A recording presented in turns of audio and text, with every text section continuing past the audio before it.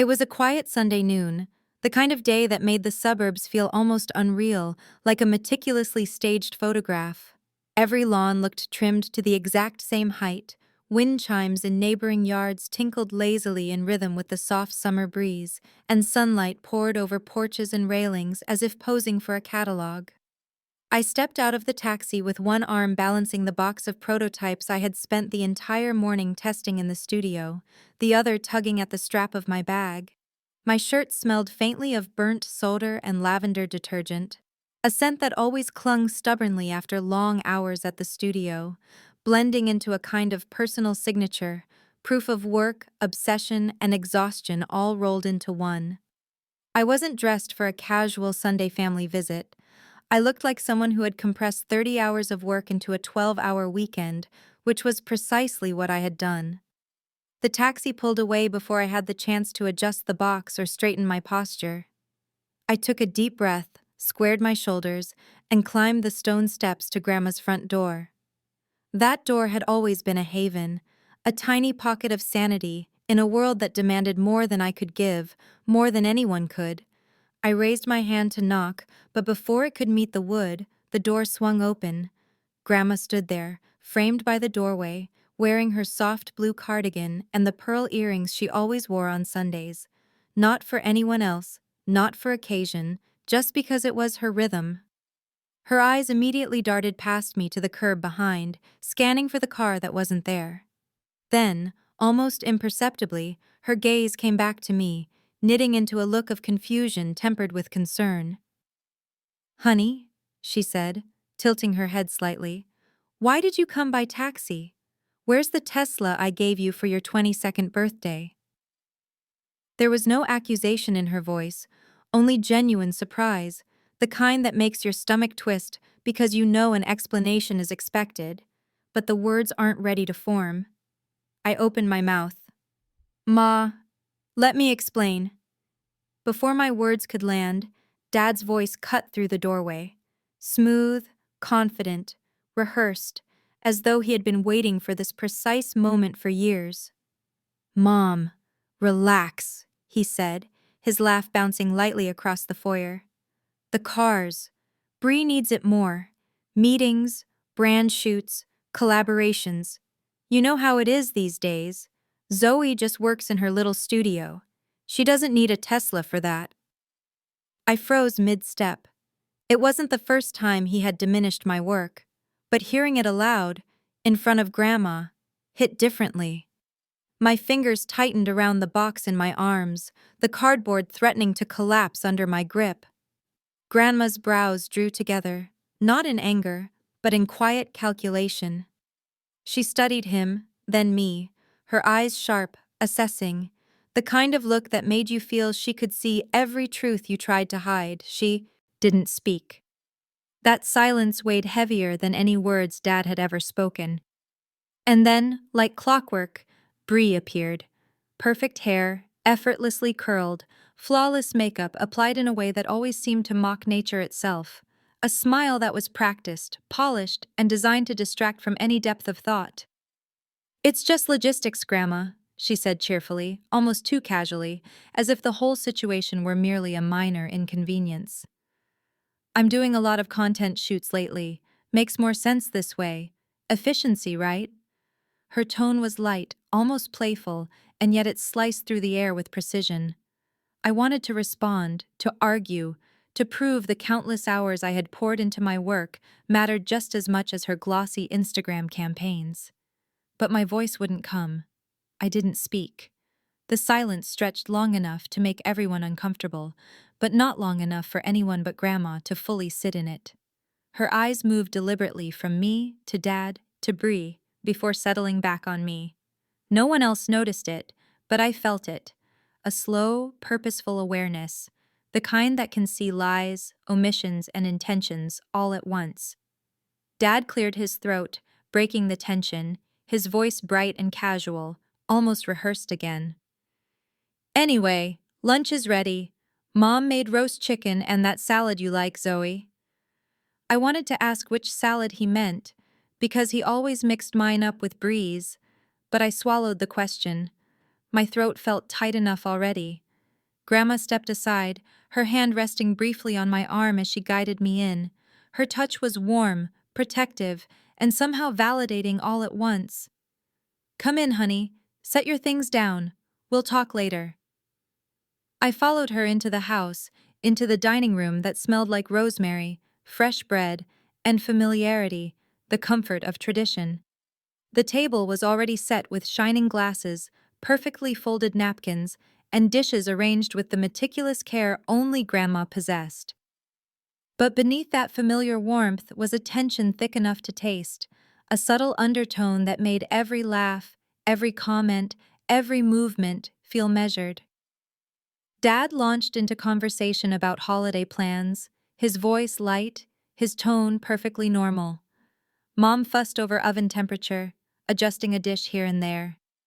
Bri scrolled on her phone, legs crossed, completely at ease. I placed my box of prototypes beside my chair, a quiet declaration of my existence and my labor, ignored and invisible, yet tangible in its weight. Grandma, at the head of the table, didn't speak immediately. She smoothed her napkin over her lap with deliberate precision, her gaze deep and focused. I recognized the look, the one she wore when she was about to unravel something everyone else had tried to conceal. Finally, her eyes met mine. Not pity, not confusion, but something alert, something protective, something that acknowledged the years of neglect, the silences, the invisibility. She said nothing, letting the tension speak, letting the room feel the weight of what she saw. Around us, the family carried on. Voices rose and fell, plates clinked. Bri laughed at something Mom said, Dad chimed in distractedly, and yet my prototypes remained untouched at my feet, the tangible result of my long mourning, ignored by those who never asked. That silence, Grandma's silence, pulled at me, tugging me backward into memories I thought I had shelved neatly, locked away.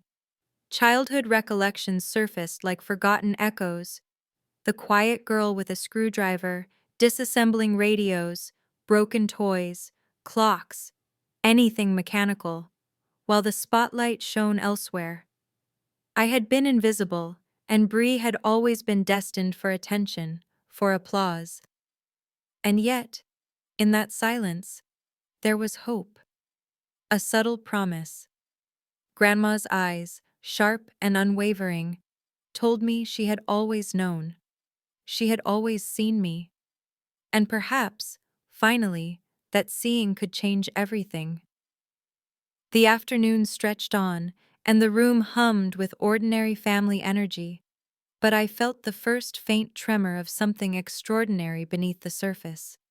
Something I could neither name nor yet control, but that promised a shift, a reckoning, a rebalancing of what had always been. And in that quiet Sunday noon, I realized that the calm, the perfection outside, was only skin deep. Beneath it, everything was poised to change. Lunch began under the guise of normalcy. The roast chicken smelled rich, savory, and comforting, filling the air with rosemary and garlic. Yet even the warmth of Grandma's cooking could not mask the subtle tension that had settled like an invisible fog over the dining room. Dad chattered about holiday plans with a practiced brightness, sliding smoothly from topic to topic as if the earlier confrontation had never occurred. Mom fussed over the oven temperature, her hands busy with measuring spoons and napkin adjustments, attempting to maintain the illusion of control. Bri lounged in her seat like she belonged there naturally, legs crossed, perfectly poised, scrolling through her phone without a care, occasionally laughing in that effortless, curated way that made her seem untouchable. I placed the box of prototypes I had brought at my feet, a tangible symbol of the hours, creativity, and exhaustion that had gone into them. It was a weight I could feel in my lap, a quiet assertion of my presence. Yet it went unnoticed. No one asked what was inside. No one inquired about the hours spent in solder smoke and late-night coding. My contributions were invisible, a backdrop to the drama of appearances, the theatrics of social media, and Dad's rehearsed paternal charm. Grandma sat at the head of the table, her posture deliberate, her napkins smoothed slowly across her lap. She observed. Her gaze moved from me to Dad, from Bri to Mom, absorbing every nuance, every twitch, every half smile and forced laugh. She did not speak, but the silence she cultivated was heavy with unspoken questions. Her eyes lingered on me longer than they did on anyone else, noting the fatigue etched in my face, the faint traces of solder on my fingers, the way my shoulders carried the weight of not being seen. I remembered how childhood had been this same delicate balance of observation and invisibility. I had always been the quiet one, the one crouched on the living room floor with a screwdriver in hand, taking apart radios, broken toys, clocks, anything mechanical that needed fixing. I didn't talk much. I watched. I noticed. I repaired. Mom used to joke that I came out of the womb ready to fix things. There was pride in that observation, but it also marked me, framed me as the background, the house's silent maintenance worker, rather than a child deserving of attention, love, or acknowledgement. Bri, on the other hand, had been born under a spotlight. Perfect smile, big, expressive eyes, a presence that demanded attention effortlessly, as if her very existence warranted applause. The disparity between us was clear even then. Her charm and outward confidence always made her first in every unspoken ranking, while my accomplishments were overlooked, quietly noted, but never celebrated. Dad's voice cut through my reverie again, light and deliberate. "So, Zoe, what's new at the studio?" His tone sounded casual, conversational, but there was an undertone I could not ignore, the kind of voice used to appear interested while subtly minimizing the other's achievements. I opened my mouth to respond, fingers tightening involuntarily around the box at my feet. But before I could speak, Bri's hand shot up, phone poised, as if rehearsed. "Oh, Zoe's work is complicated," she said lightly, almost teasingly. "Lots of, prototypes, I think? Electronics, gadgets, that kind of thing. Not the Tesla lifestyle Dad was talking about." Her smile was saccharine, carefully curated, and designed to charm everyone but me. I didn't speak. I let the silence stretch, a thin, taut line that seemed to hum between us, vibrating with all the words left unsaid, the years of dismissal, and the subtle hierarchy that had governed our family since childhood. Grandma shifted slightly, resting a hand on my arm for just a moment, enough to anchor me in her quiet support. She was saying more with that touch than any conversation could express. She saw me. She had always seen me. The conversation continued around us, but I barely heard it. Dad toggled between talking about his work, Bri's latest social media contracts, and the superficial details of family errands. Mom chimed in occasionally, adjusting a napkin or commenting on the chicken, but her words were hollow, drowned out by the quiet tension. Bri laughed, occasionally tossing in a comment about her upcoming photo shoot or collaboration, weaving herself seamlessly into the center of attention. I thought about the box of prototypes at my feet. Inside were devices I had designed and built in the last few months, gadgets that could help with everyday problems, small inventions that combined practicality with creativity. Each one represented a small victory, a tangible proof of my skill, my ingenuity, my vision. Yet here they were, completely unnoticed, sitting silently while the family performed their version of domestic bliss. The memory of my childhood surged again, sharp and insistent. I had always been quiet, always observing. I had learned to be invisible because visibility in this family often meant being compared, diminished, or overshadowed. Bri's successes, her charm, her visibility, had always overshadowed me. Every family gathering, every holiday, every Sunday lunch, it had always been the same. My achievements were background noise. My voice, when I mustered it, was carefully neutralized, ignored, or diminished. And yet, Grandma's silence was different. Her gaze was steady, unwavering. and protective. She did not interrupt. She did not demand attention. But her presence was a reminder that not everyone in this family would allow me to remain invisible forever. She knew the truth. She saw the person I had become, the talents I had honed, and the quiet resilience that had sustained me through years of subtle neglect. I glanced around the table again. Dad was scrolling through his phone, chiming in with occasional comments, all carefully measured. Mom fussed over a dish, smiling politely at Bri's anecdotes, while Bri herself radiated confidence and charm, as if she had no rivals. But I had a different kind of power, one forged in solitude, in observation, in hours of work, and quiet determination. Grandma's eyes returned to me, locking onto mine with that same intensity. No words were spoken, but I felt a shift, a subtle acknowledgment that she had already decided to intervene in her own way, quietly, deliberately. I felt a small spark of hope, a flicker of possibility that maybe, finally, my voice could matter, even in a room dominated by appearances and rehearsed charm. The meal continued, voices rising and falling in practiced rhythms, plates clinking, laughter punctuating the space, and yet the tension remained, an undercurrent no one else seemed to notice. I listened, observing, absorbing, feeling the old familiar ache of invisibility, but also the new sensation of potential.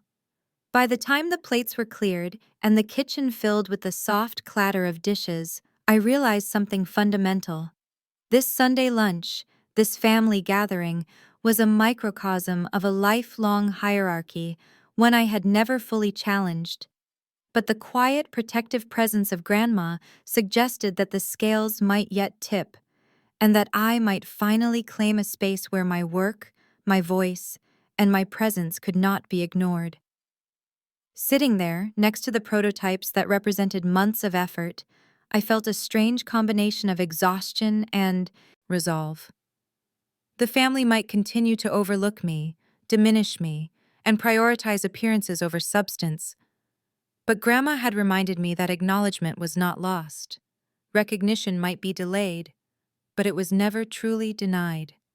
And as I sat at that table, watching the interplay of performances, laughter, and carefully curated charm, I understood something crucial.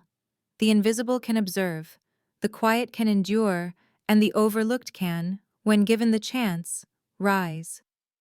Grandma's eyes, unwavering, protective, and aware, promised that the moment of rising was approaching, even if none of the others at the table suspected it. And for the first time in years, I felt the subtle shift of power, not through confrontation, not through argument, but through the quiet, patient knowledge that I existed, I mattered, and that someone in this family had always seen me for who I truly was. The meal ended, but the weight of Grandma's silence lingered in the room, heavy as the lingering scent of rosemary and fresh bread. Plates clinked in the kitchen, and the soft hum of conversation filled the background, but I felt a dissonance, a separation from the life unfolding around me. Bri laughed at something Mom said, twirling a strand of her perfectly curled hair, while Dad chimed in occasionally with half-hearted compliments, their surface brightness unable to reach beneath the tension. Meanwhile, my box of prototypes remained at my feet, a quiet monument to the hours of labor, invention, and thought that seemed invisible to the rest of the family. As the laughter and chatter continued, my mind drifted backward, sliding into the memories of childhood with an almost aching clarity. I remembered the Sundays of my youth, the same living room, the same kitchen, the same routines, but with roles already carved and assigned. I had always been the quiet one, the observer, the fixer, cross-legged on the floor, dismantling radios, broken toys, clocks, anything mechanical, while everyone else focused on more visible accomplishments. I could hear the faint click of gears, the whir of tiny motors, the subtle hums of circuitry long before I understood their technical names. I learned early that my contributions were valuable, essential even, but rarely recognized. Bri, on the other hand, had been born into visibility.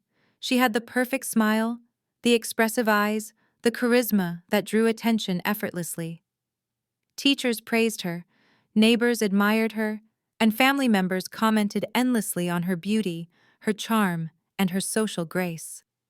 I was always contrasted against her, not in a cruel, direct way, but subtly, like shadows that define the light. Every compliment given to me was carefully measured against her. Every recognition of my work quietly diminished by the assumption that Bri's successes mattered more. I remembered the family gatherings, the holidays, the birthdays, each event a silent testament to the hierarchy I had been born into. Dad's words had always carried weight, not just as authority, but as unspoken judgment. Mom's jokes, however well-meaning, often reinforced the narrative.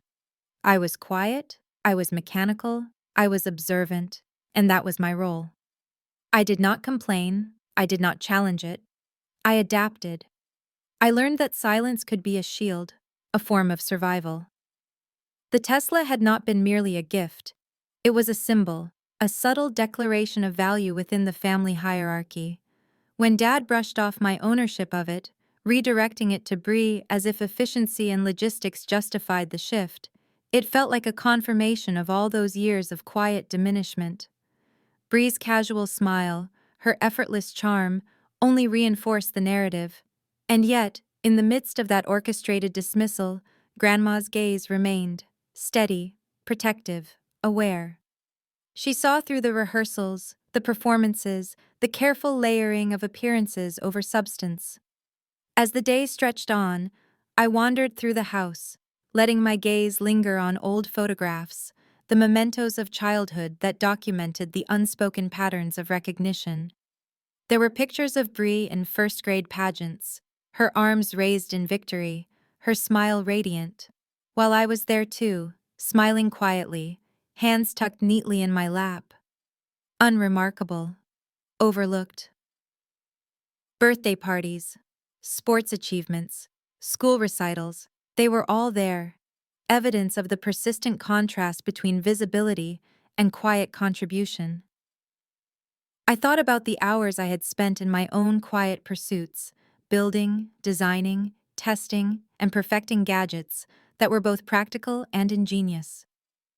Each prototype carried a piece of my soul, a fragment of my intellect, a testament to a kind of creativity that had never been celebrated in family anecdotes or Sunday dinners. And yet, here they were, unacknowledged, tucked beneath my chair, existing in silence, waiting for recognition that had been long overdue. Grandma's presence had always been a paradoxical comfort. She nurtured without overshadowing, guided without lecturing. Her attention was subtle, her questions gentle, but her understanding was profound. She noticed patterns, recognized potential, and saw truths that the rest of the family either ignored or deliberately concealed. Sitting there now, I realized that her silence was a deliberate observation, a careful weighing of the dynamics at play, a quiet preparation for the moment she would intervene. My reflection was interrupted by Bri's voice, high-pitched and melodic, recounting some brand collaboration she had recently secured, a beach photo shoot paired with a new skincare sponsor. Dad nodded, responding with detached praise, his words carefully calibrated. Mom laughed along, adjusting the tablecloth in a gesture that suggested casual oversight rather than genuine interest. And I sat, still clutching my prototypes, feeling the familiar sting of invisibility, yet recognizing a new undercurrent, the slow, undeniable realization that I could no longer be dismissed entirely. The day progressed, blending the present with echoes of the past. I remembered the quiet afternoons in my room, the long nights spent testing circuits and experimenting with mechanisms, the satisfaction of discovery paired with the frustration of invisibility. Bri had always been first in attention, first in accolades, first in acknowledgment. I had been the silent architect of solutions, the unseen hand fixing problems no one else noticed, the observer who understood far more than anyone gave me credit for. Grandma eventually called me aside, Not immediately, but after the soft clatter of dishes had subsided and the room had settled into a temporary lull. "Zoe," she said gently, her hand resting on mine, warm and grounding. "I know what you've been doing. I see it." Her words were simple, but they carried weight beyond measure. Years of quiet effort, long hours spent alone with my projects, unnoticed achievements, they were all acknowledged in that single moment. I felt a surge of validation, a flicker of hope, and a renewed sense of purpose. I realized then that invisibility could be temporary, that being quiet did not mean being powerless, and that recognition, when it came, could be subtle, yet profound.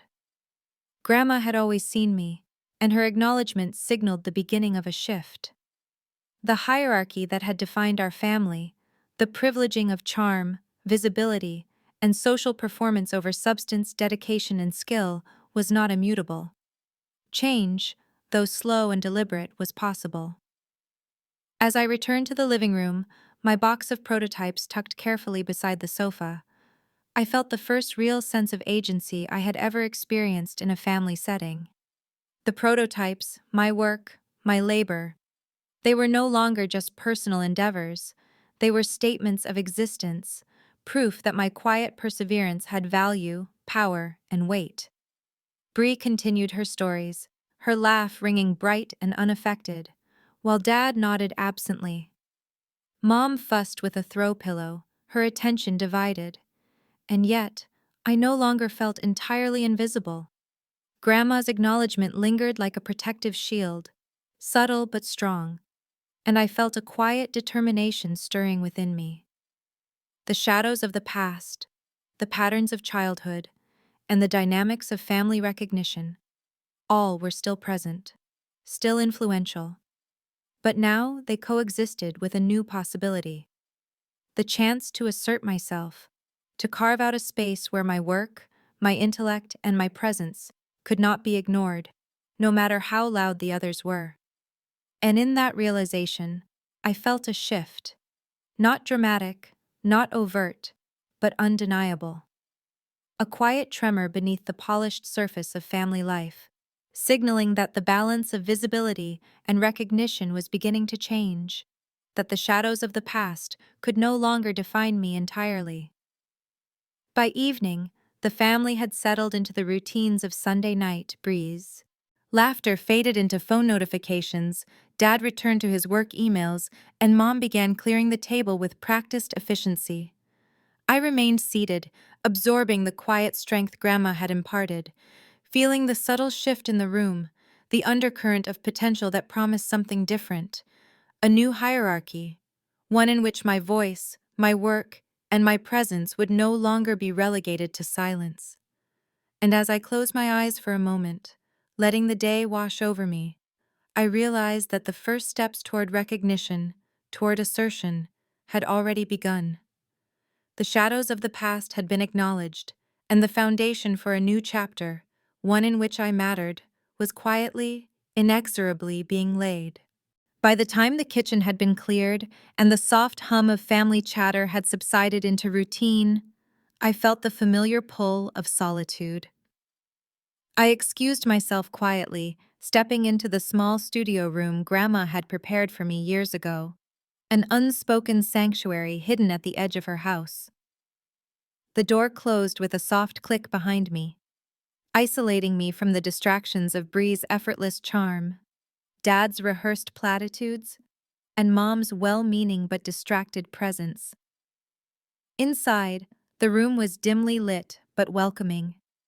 A large workbench dominated one wall, scattered with components, wires, and the faint residue of soldering smoke. Tools hung in neat rows above it, each labeled and meticulously arranged. A half-assembled prototype lay on the corner of the table, waiting for the next iteration of testing and refinement. The air smelled faintly of metal, resin, and the subtle herbal scent Grandma always insisted on keeping in the room. This was my territory, my sanctuary, and the only place where I could exist without the unspoken judgment of a family that had long failed to see me. I set my box of prototypes down on the table, each one a tangible manifestation of effort, intellect, and countless hours spent alone. Each one was designed to solve a problem, to innovate, to create. Yet in the family's world, these accomplishments were trivial, invisible, secondary to appearances and social performance. Here, however, they were mine. Here, their weight and value could not be denied. Grandma appeared quietly in the doorway, her presence unannounced but not unexpected. She didn't scold, she didn't question. She simply stood there, observing, letting her gaze absorb the scene. I felt no judgment, only recognition, the kind that warmed and empowered simultaneously. "I see what you've been working on," she said softly, almost as if reading my thoughts aloud. "Every detail, every careful adjustment. You've been very busy." Her voice, gentle yet commanding, filled the room with affirmation.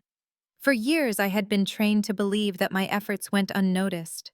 To have her acknowledgement now felt like the first tangible recognition of all my unseen labor. My chest tightened, a mix of relief, gratitude, and determination. I began unpacking each prototype, demonstrating small features quietly to her. She leaned in, curious and attentive, asking questions that were neither condescending nor trivial. Her interest was sincere. She examined circuits, gears, and sensors with thoughtful precision, prompting me to explain my reasoning, my design choices, the problems each device aimed to solve. "This one," she said, pointing to a small gadget designed to automate minor household tasks, "could really make life easier for people like Mom. And this one," she tapped a compact mechanical device, "is clever in its efficiency. I'm impressed, Zoe." For the first time, I felt that my work was being seen, evaluated on its merit, and appreciated. Not compared to Bri, not diminished by Dad's rehearsed charm, not filtered through the lens of social status. I felt a swell of quiet pride that had nothing to do with recognition from the wider world. It belonged entirely to me and to the grandmother who had always understood the value of unseen work. As the afternoon progressed, we discussed each prototype in depth, exploring improvements, modifications, and potential applications. Grandma's questions were thoughtful, her curiosity genuine, and her feedback insightful. She encouraged me to think beyond immediate utility, to consider innovation as a blend of practicality and creativity. I found myself sharing ideas I had never voiced before, concepts that had remained in notebooks or sketches, afraid that they would be dismissed. Here, with her, they were not just ideas, they were possibilities.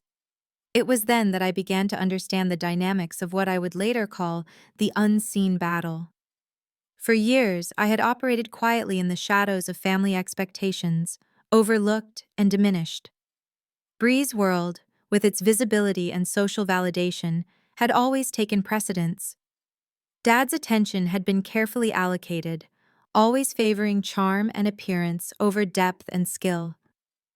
But Grandma's recognition suggested that there was another way, a silent, deliberate assertion of value that did not rely on applause, social media metrics, or public validation. In that studio, I realized that the battle I had been fighting all my life was not against Bri, Dad, or even Mom. It was against the pattern that had dictated who mattered and why. The unseen battle was not waged in loud arguments or confrontations. It was waged quietly, through persistence, skill, and deliberate assertion of one's presence and value. I spent hours adjusting, soldering, and refining, with Grandma's subtle presence offering guidance and encouragement. Every completed task, every improved design, was a small victory in a long, quiet war. For the first time, I felt agency, not the fleeting kind offered by praise or approval, but the lasting kind that comes from mastery, determination, and acknowledgement from someone who truly sees you. Occasionally, I would glance out the small window in the studio. Through it, I could see the family moving about the main house, Bri's laugh carrying faintly, Dad absorbed in his phone, Mom arranging flowers in a vase. The world outside the studio continued in its usual rhythm, a theater of appearances, of rehearsed charm and casual disregard. But inside, I was changing. The prototypes, the work, and Grandma's recognition were not just tasks or words. They were instruments of transformation, shaping me into someone who could no longer be ignored. By evening, the prototypes were neatly arranged on the workbench, each one tested, refined, and optimized. I felt a quiet satisfaction, a sense of accomplishment that was deeply personal yet profoundly empowering. Grandma remained with me, her presence unwavering, occasionally offering a nod of approval or a thoughtful question that pushed me to consider angles I had not yet explored. "This is only the beginning," she said at one point, her voice soft but resolute. "Your work, your ideas, they deserve to be seen, and they will be, in time." Her words, simple as they were, resonated deeply. I realized that the unseen battle was not about recognition from others. It was about claiming my own space, asserting my value through skill, perseverance, and quiet determination. Every prototype, every hour of work, every careful adjustment was a declaration. I existed, I mattered, and I was capable of shaping the world in ways that could not be ignored. As night fell, I left the studio briefly to retrieve a notebook, jotting down ideas for improvements and new designs. I paused for a moment, listening to the faint sounds of the family settling in for the evening. Bri's laughter had faded, Dad was absorbed in his emails, and Mom had retired to the kitchen. Outside, the neighborhood was bathed in soft moonlight, the quiet calm of suburban Sunday night masking the intensity of the transformation occurring inside one small room. I returned to the workbench, energized by the knowledge that the battle was ongoing, but that I was no longer a passive participant. I was an active force, shaping my own path, asserting my value through work, creativity, and quiet resilience. The unseen battle had begun in earnest, and I was finally ready to fight it on my terms. Grandma's eyes lingered on me, a silent affirmation that the future was mine to claim. The family outside might continue to operate in their theater of appearances, but inside this small studio, the rules were different. Here, skill, determination, and recognition were not dictated by visibility. They were earned, nurtured, and defended. And in that quiet room, surrounded by the prototypes of my labor, I understood something profound. The unseen battle was not just about proving others wrong. It was about proving to myself that my work, my voice, and my presence could not be denied, not by anyone, not by circumstance, and not by the weight of years of invisibility. By the time I finally left the studio, the prototypes safely tucked and the plans for the next day laid out, I felt a rare sense of clarity. The battle ahead was long, but the first moves had been made, quietly and deliberately, in a room where only I and Grandma truly understood its significance. The unseen battle had begun, and for the first time, I felt certain that I was capable of winning. The following Sunday arrived like a mirror of the one before it. The sun stretched across trimmed lawns, the wind chimes in neighboring yards tinkled lazily, and the quiet calm of the suburbs suggested nothing unusual. Yet inside, everything was different. I had returned with purpose, carrying not just prototypes, but a quiet confidence that had begun to take root in the previous week. The prototypes themselves had been refined, reorganized, and optimized, each one a testament to hours of labor, sleepless nights, and unwavering attention to detail. Grandma met me at the door, her blue cardigan and pearl earrings unchanged, yet her presence felt sharper, more deliberate. She had already sensed the shift within me, the quiet determination that had begun to reshape my approach not only to my work, but to the dynamics that had long defined our family. "You've been busy," she said, her eyes scanning the box in my arms. "Let's see what you've created." Inside the dining room, Dad and Bri were already present, engaged in their familiar Sunday routines. Bri's hair was curled perfectly, her phone constantly buzzing with notifications, and Dad was scrolling absently, chiming in occasionally with rehearsed comments. Mom moved through the room, adjusting napkins and chairs, attempting to maintain a veneer of control and care. I set the prototypes on the table deliberately, each one positioned with care and intention. I began to demonstrate them, speaking clearly and confidently, explaining the function, the design process, and the problems each one solved. Grandma leaned in, her expression a mixture of curiosity and pride. Her questions were pointed, thoughtful, and encouraging, forcing me to articulate ideas I had never shared outside my own mind.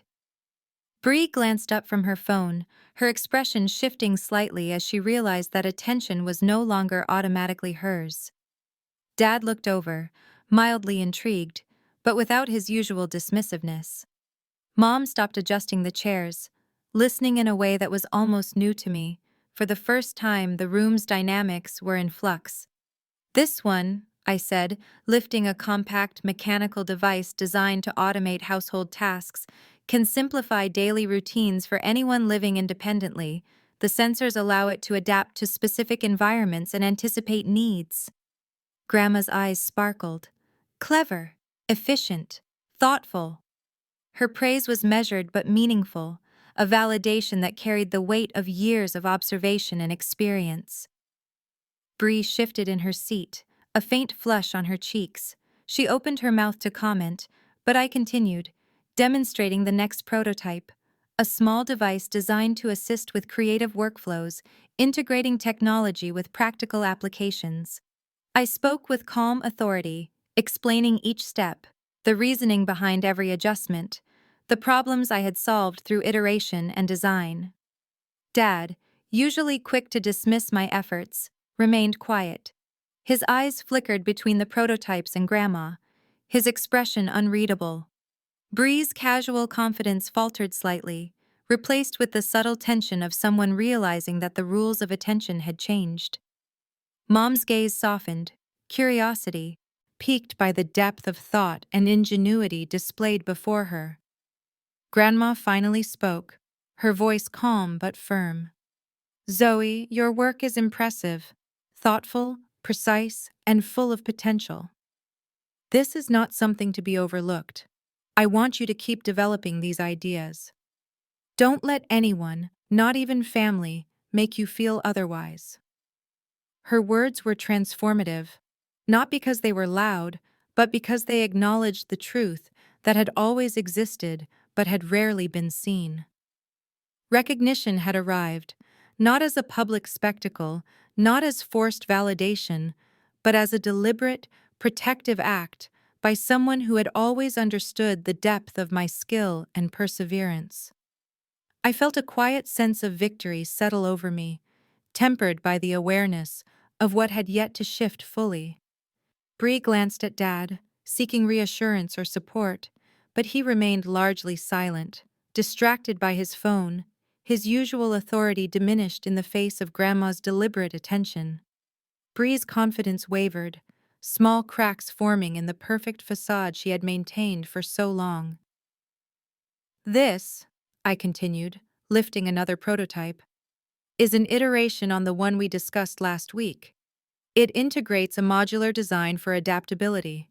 It's not just functional, it's flexible, intuitive, and designed to solve real problems."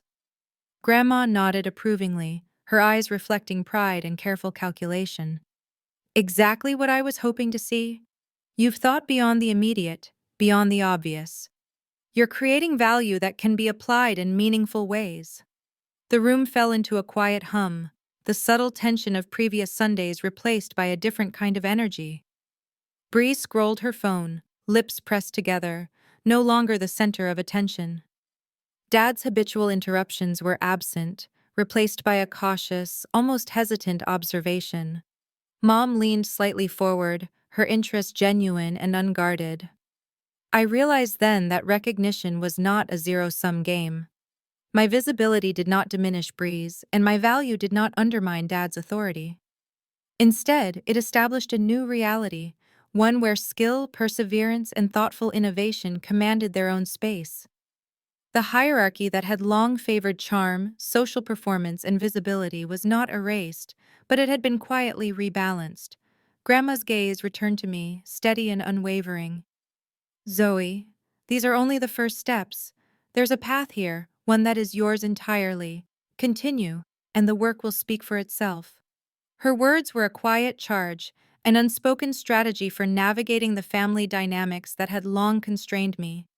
Recognition, I realized, was not about confrontation or performance. It was about deliberate, consistent action, backed by skill and determination. I glanced around the table, noting the subtle shifts. Bri's posture had changed.